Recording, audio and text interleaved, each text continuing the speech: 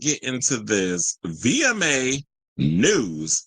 So I guess, Robert, you came just in time because we're about to talk about the VMAs. So apparently, the VMAs finally, and I almost, funny enough, I actually almost forgot it was about that time that we would start talking about the VMAs because, and then I'm like, wait, we're in August. VMAs is in September. Why? First of all, I feel like y'all were late with this news. Like y'all should have been released it, but nevertheless, it's out.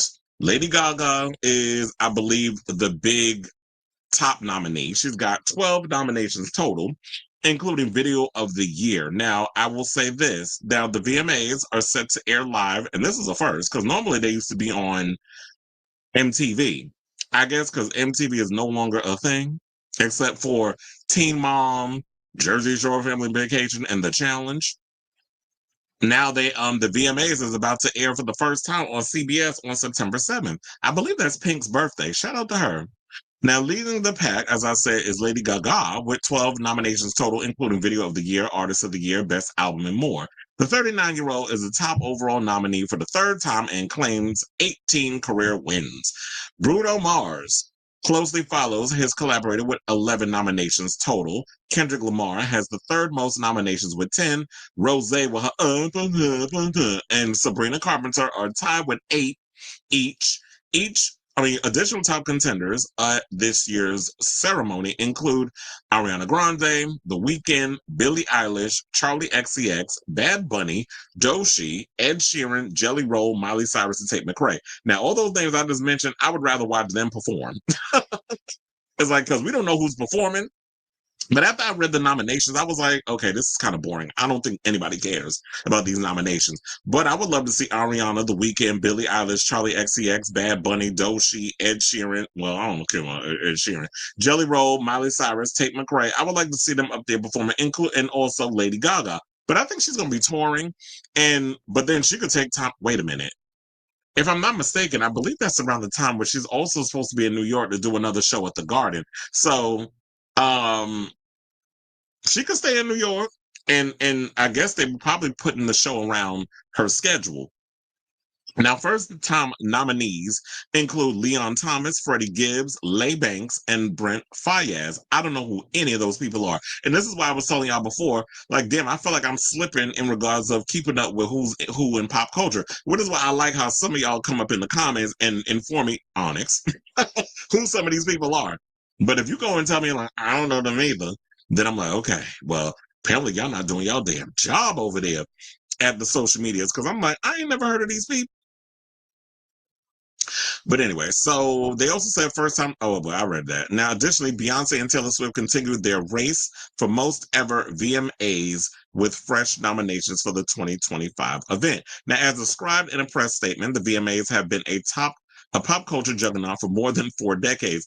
I don't know where on this planet are they getting this information. Somehow the VMAs have been a pop culture juggernaut for more than 4 decades, celebrating the best music videos of the year with history-making performances, iconic tributes, culture-defining moments, and the biggest surprises for the world's biggest superstars.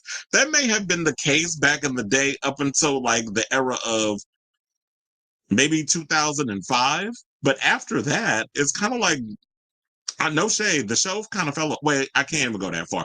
We'll go. I'll say about 2012.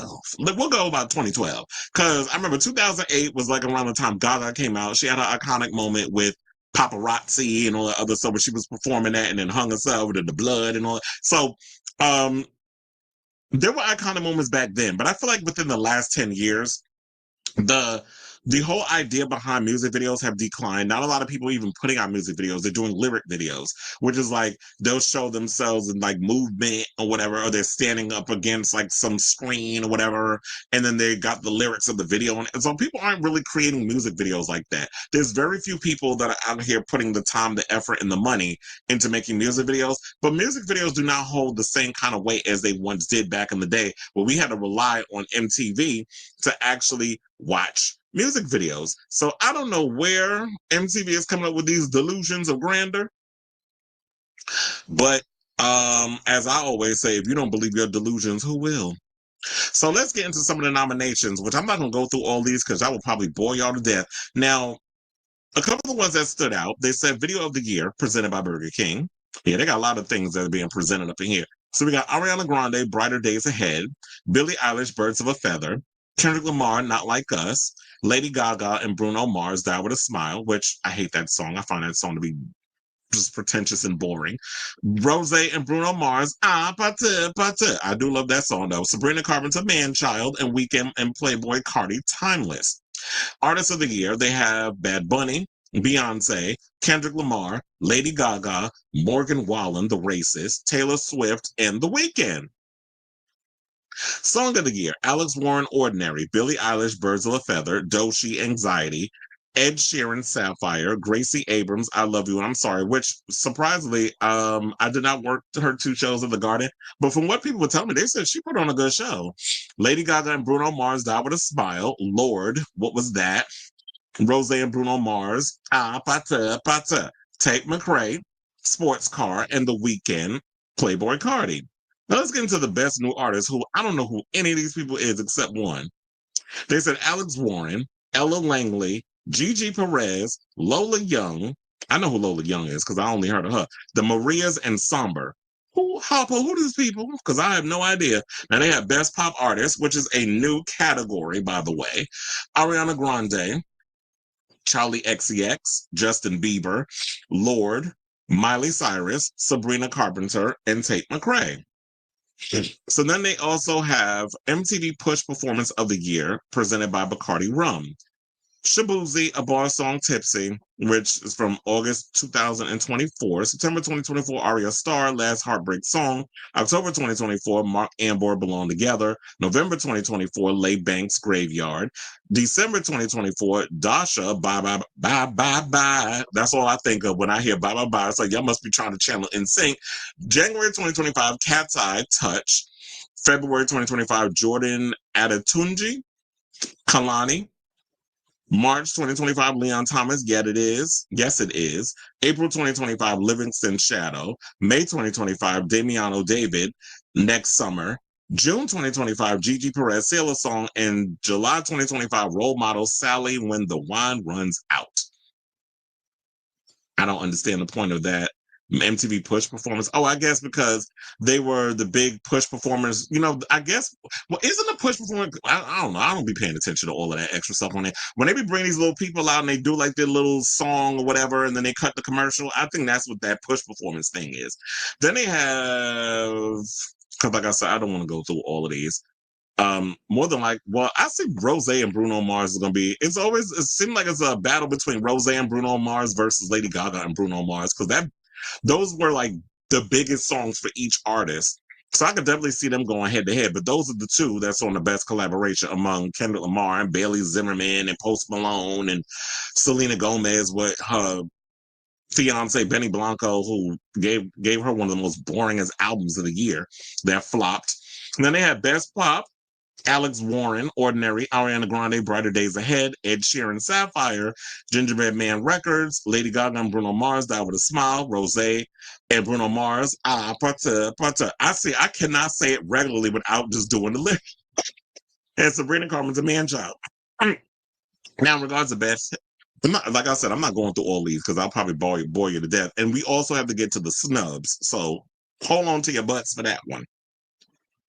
Best Hip Hop, Doechii, Anxiety, Drake, Nokia, Eminem featuring Jelly Roll, Somebody Save Me, Glorilla featuring Sexy Red, What You Know About Me, Kendrick Lamar, Not Like Us, LL Cool J featuring Eminem, Murder Graham De, and Travis Scott, 4x4. Now, Best R&B, they have Chris Brown, Residuals, which I'm thinking he's going to walk away with that one because that was a big hit.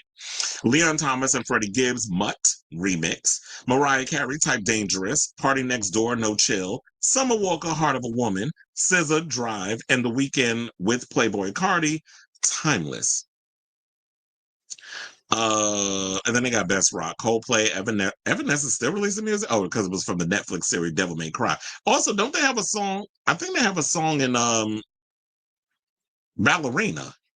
So yeah, they have Coldplay, All My Love, Evanescence, Afterlife, Green Day, One Eye Bastard, Lenny Kravitz, Honey, Linkin Park, The Emptiness Machine, and 21 Pilots, The Contract. And then with Best Latin, we have Bad Bunny, J Balvin, Karol G, Peso Pluma, Raul Alejandro and Romeo Santos and Shakira.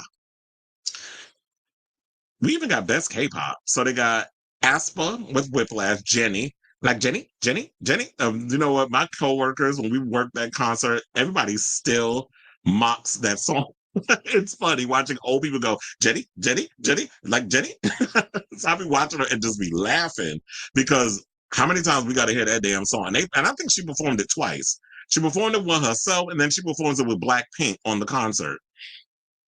And we worked it. But anyway, so they have like Jenny, Jimin, Who, Jisoo, Earthquake, Lisa featuring Doja Cat and Ray, Born Again, Stray Kids with Chick Chick Boom and Rose Toxic. It's funny how I worked a lot of these shows. Like I worked Stray Kids. Of course I did well, it's funny because some of these people, majority of these people on here are like solo acts. Well, it's Blackpink as solo acts. So Blackpink, who else? Stray Kids. So yeah, I did their shows this year. Afrobeats, they have that, and best country, best album. Oh, let's do best album because that seems like an interesting one. They have Bad Bunny's latest, Kendrick Lamar, GNX, Lady Gaga, Mayhem, Morgan Wallen, I'm the Problem, Sabrina Carpenter, Short and Sweet, and The Weeknd, Hurry Up Tomorrow. Then they got Video for Good, Best Art Direction, Best Cinematography, Best Editing, Best Choreography. That might be an interesting one. So they have Best Choreography, and I want to see if I want to get y'all opinions on this, based on if you can remember like the choreography in the videos. Doshi with Anxiety, FKA Twigs, Eusexual, Kendrick Lamar, Not Like Us, Lady Gaga, Abracadabra, Tyler, Push to Start. I didn't even know she dropped another song besides that damn Water track.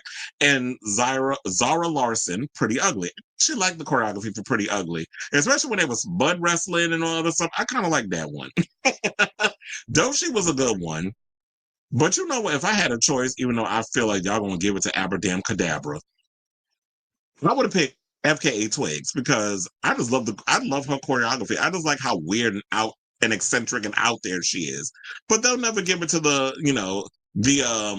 Melanin Bjork. They're gonna give it to the mainstream Bjork. That would be Lady Gaga.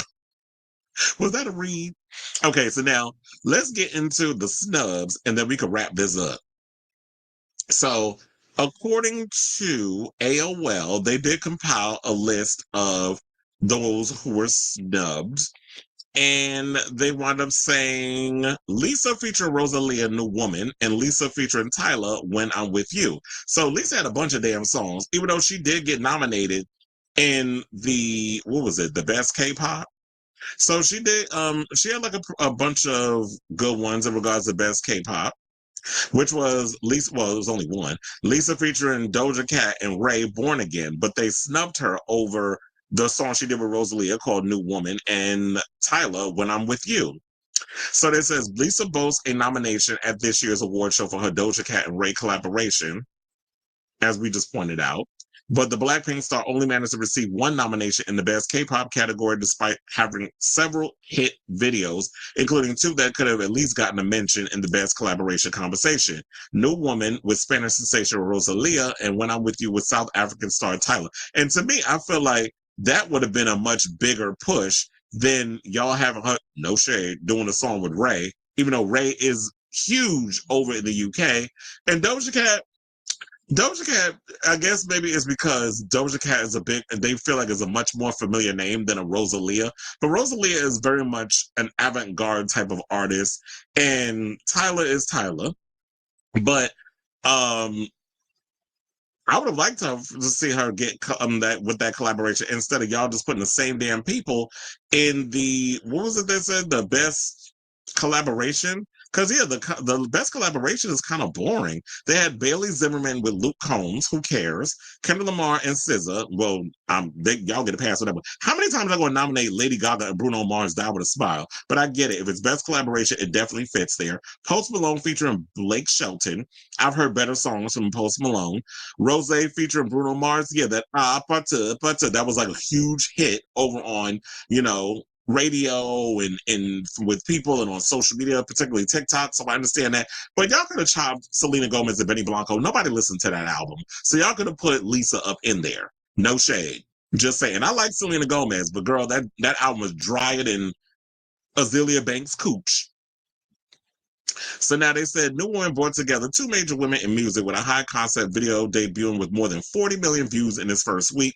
When I'm With You is the sensual dance heavy treatment also did extraordinarily well on views at upwards to 21 million. Now, given the praise for Rose and Bruno Mars's mega hit, you already know, and I'm not going to do it again. It appears the category only had room for one Blackpink breakout. They had plenty of room. And I already told y'all what y'all going to chop, but that's just me. I don't know what little intern y'all got working over there at MTV, but let them, they need to go. So now they also said The Weeknd's Dancing in Flames. He did get quite a few nominations, with his song with Playboy Cardi. And then the video and song of the year and Hurry Up Tomorrow got a nomination, which I don't know why, because that movie was just bad. That was the one with Jenna Ortega and Barry Keoghan. Nobody cared. So y'all could have just left that by the wayside. It's funny how y'all will nominate stuff that nobody cares about, but the ones that get like 43 million views, it's like, huh? Y'all not even going to nominate it? Y'all should be y'all all about numbers and how big things are and mega hits. Like, why aren't you kind of catering to that, in my opinion? So they were also talking about like that video was heavily noted as being shot on the iPhone 16 Pro and has 70 million views on YouTube. Well, look, the new 28 years later was shot on an iPhone. Groundbreaking. And then another person that they've omitted to mention, and I am kind of pissed off about this, especially because she is in the pop realm. Y'all negated to mention Kesha. Like, where's her nominations? Boy Crazy and Joyride. Those songs were bops. I love the videos. So they should have been up in there. And say what you want about Kesha. I already know, like, yeah, Onyx, you threw that little dagger earlier to my nobody cares about, or nobody's been really checking for Kesha like that. That the only thing that you heard about was that straight boys are wanting to go to her concert because her concert is called the Tits Out Tour, and then when they see that they ain't seeing no titties, they disappointed. I'm like, boy, if you want to see titties, hello, Google is your friend. You can just go in the nearest porn site and titty away. Now, Kesha is in her comeback era, but MTV has yet to welcome her back with open arms. Though the Die Young hitmaker just released a provocative self-directed treatment for Boy Crazy in June to modest viewership. The video has been widely shared on social media for its feminist message. The video follows the buzz around Joyride, released in November 2024, another campy, action-packed video featuring gunfire and a car track helicopter chase through the desert, which also flew under the radar. And that's the thing with Kesha. Kesha's not like as mainstream. I think she did have a peak at one moment, but she's kind of always been that girl that had a big mainstream situation, but it was always come across as someone who's very much that underground chick. And it'll be the people on social media that will keep the discourse going versus MTV playing catch up, because MTV is always about the hottest thing, and then they always try to act like they discovered the trend. I'm like, no, y'all about 10 weeks late on the trend. And is there anything else that they had? They were talking about Taylor Swift. Got a VMA nomination for Artist of the Year. What else? So I don't think they really revealed that much, because now they're talking about Taylor Swift and all this other stuff. So yeah, I think that was the only big snubs that they were talking about that they could come up with. But yeah, so that's all I got so far. I'll definitely keep you guys abreast of the story as it develops, meaning that we'll revisit this conversation when we get the list of who's set to perform. Because at this point, I don't care about who wins. Quiet as it's kept. I don't think anybody ever remembers who won an award the year after, a year from. Like, I couldn't tell you who won the VMAs last year.